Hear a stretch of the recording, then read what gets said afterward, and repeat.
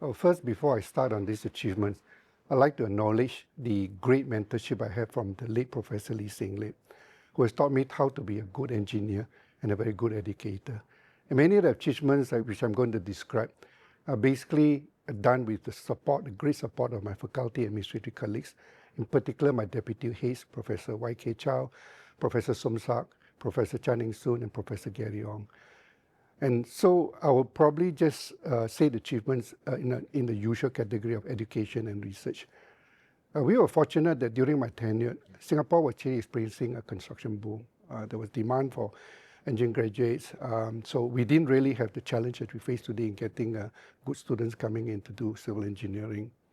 In the education front, I would say that the three of my biggest achievements, one of it is actually the ability that we reduce our CEE curriculum by 20 to 30%, and this allows us to actually focus basically on fundamentals. In addition, the free time allows students a lot of self-study, which we encourage. We also, during my time, completed the accelerated master's program, which means that a student in the undergraduate doing the final year research project can continue to the master's if they want, so that you basically have both a bachelor and a master's within 5 years of your stay in the university. And the third achievement, which I probably would also felt that it was a starting block, was actually the overseas industrial program. We were able to arrange through our network with our local international partners here, putting our students in places like the Wallingford Hydraulic Station in England, with France's biggest contractor, Bouygues, who are the parent company of Dragash, and even to Japan, Obashi, as well as in Taiwan, T-Welin. And this was actually the start of most of our overseas industrial attachment that has continued under today. Now, on the research, I think we benefited, as I say, from the construction boom. So there was a lot of programs that require us to actually play an active role in supporting Singapore's economic growth, particularly in development. Let me just quote 2 or 3 examples. First of all, the Center for Wind Resistant Structures. Not many people know that we actually had built one of the best wind tunnel that has aerodynamics capabilities. And this wind tunnel actually allow us to do simulation, CFD simulation for the construction of the Pinnacle. Not many know that the success of the Pinnacle, a lot of it is actually due to the efforts of our colleagues in the civil engineering department. Let me say, for example, the Pinnacle is a 50-story building, one of the tallest, in fact, I think it's still the tallest public housing project in the world. The 7 towers are linked by 2 sky gardens and long bridges. These are something that nobody was sure that with our wind condition and all this, people up there will not be blown off, the place. And this was actually all modeled at the university. And with that also, the wind tunnel model has also done a lot of projects for the PSA, including how high can I stack the containers that will actually resist some of wind conditions and so on, and the interaction between all the stacked containers on that part.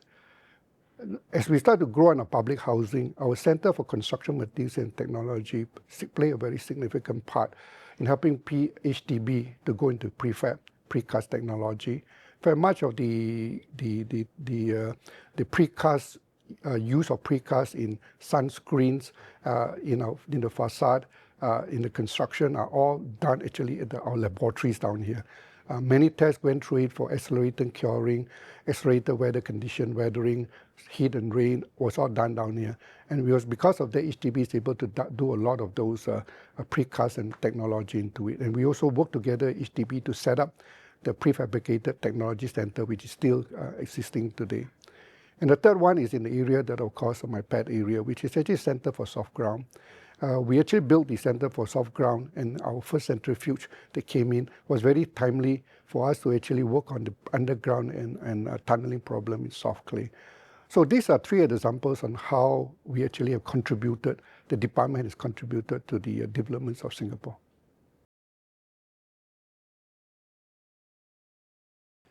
Well, actually, it's all about students. What I was one of the memorable thing that I felt was actually the launch of the Project Orient.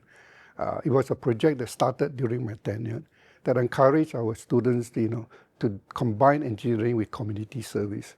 I remember clearly the first project was actually to go to Batam to build a water reservoir, water for the people and the residents in Batam.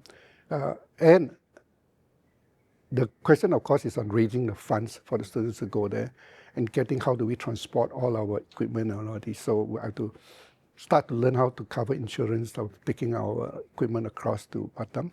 But more important is actually the students' own effort. And to me, working overseas ensures that our students are tested not just on the ability of the engineering, but how they adapt to the local conditions and materials, which are never the same as Singapore, where our materials are already supplied with all the equipment. They usually have basically to use the head to think, how can I use the local materials or local technology in building something that we take it for granted that we have equipment here to do it. And I thought that lecture learning experience was very good. And it's the same that every year I find since Project Orient was launched, we actually have many community projects where the students were actually using very unconventional way of approaching engineering and yet get the solution done. And I credit that to the way that we train our students in terms of the thinking skills, in terms of technical skills that allow them to adapt. I think the right thing is adapt. I think our students also have actually benefited by understanding better that environment elsewhere is not the same. And I'm sure this will actually help them prepare themselves to be better engineers if they go abroad to do work and so on, particularly in areas that are emerging countries that doesn't have the kind of technology that we have present today. The second example, which I think is equally memorable, is the department was the first to actually meet a physically challenged student and who is actually wheelchair bound because of a car accident. It's unfortunate. But she actually always aspired to be a civil engineer. And when the parents actually approached me to see whether we can actually accommodate I thought it was one that in the university we rarely in the past accommodate people physically challenged before inclusivity becomes a norm now. Okay, in those days we actually start to look, and I brought all my deputies together now. How can we make sure that the student can comfortable do the work? So I have a great support of Professor Somsak, who look at all the curriculum where the students that undertake for the 4 years. How can we actually move some of the venues to more accessible areas? Because we had to see how she comes from the home, and fortunately the university provided a van that transport them around when we had to change classes. But we need to start from that first beginning now. Starting at the level of the lift, how does she go and where else she has to go to be accessible. And naturally, we even have to have interim access like ramps and all these for that student to actually be able to access not only the classes, but the amenities as well. But the most heartwarming part that I felt was the students mobilizing themselves. And these students basically were able to mobilize themselves as buddies. And these buddies actually, they help to actually take care of him between classes, bring her to the toilet, take her to the canteen, which I thought was very, very useful and important. So this is very heartwarming to me. And the final satisfaction really that comes is that one, the student graduated, received a standing ovation in a commencement. And of course she graduated and she started working for the father's engineering company. So actually it's basically that we have actually contributed in having one engineer, but more so that we actually allow a person who has a passion for civil engineering to be able to actually complete her aspiration.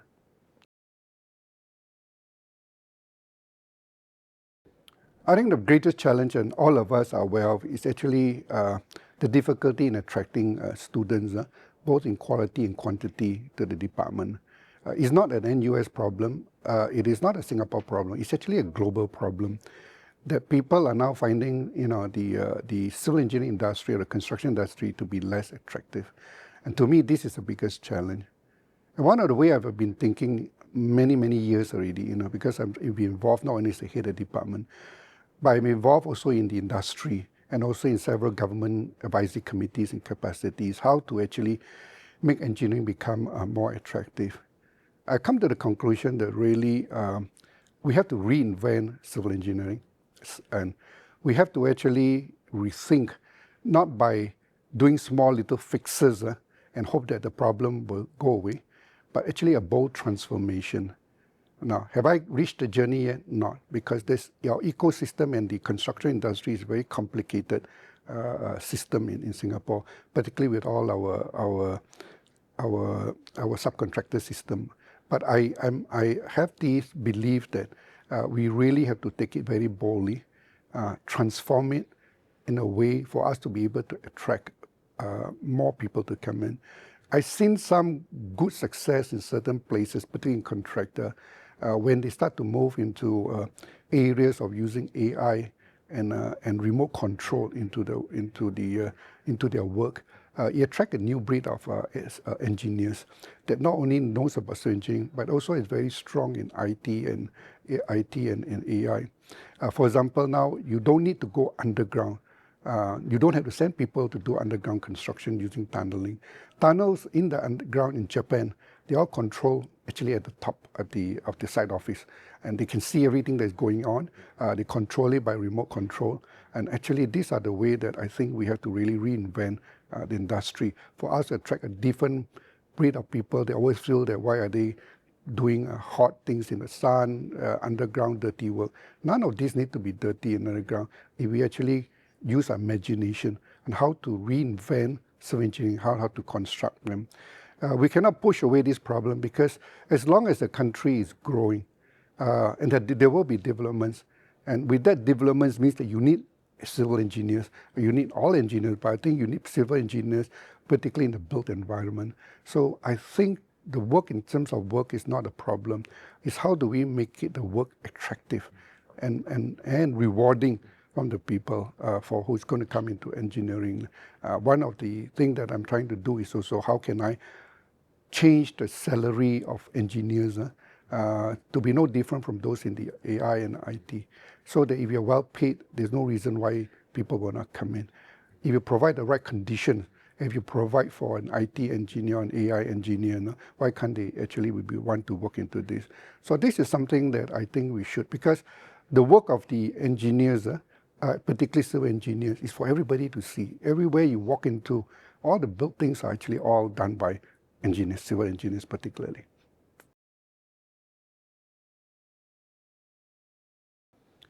Well, I'll say that engineering is a very versatile profession. Particularly the training in civil engineering allows the fact that we focus on technical skills, problem solving, analytical skills. All these actually attributes that is necessary in any kind of work that you do, both engineering and non-engineering. My sense is that our training actually allows our graduates to choose different pathways in engineering roles and non-engineering roles. My sense is that we should not always just think that at the end result is a traditional engineering. No. I've seen engineers that actually have done well and succeeded in many areas in non-traditional. Of course, we also would like to see many of our engineers succeeding in the traditional roles. But that is the beauty of our training, We train people to think analytical. We train them to actually think in a way of problem solving. And you go to any organization, these are the two set skills that they want. Doesn't have to be all about civil engineering, but it can be in any areas that we finance or anything else. And I thought that really my advice to all these graduates is never limit your opportunities by taking the only thing that is a traditional way. I think the training that you have allows you to explore immense opportunities in the world now.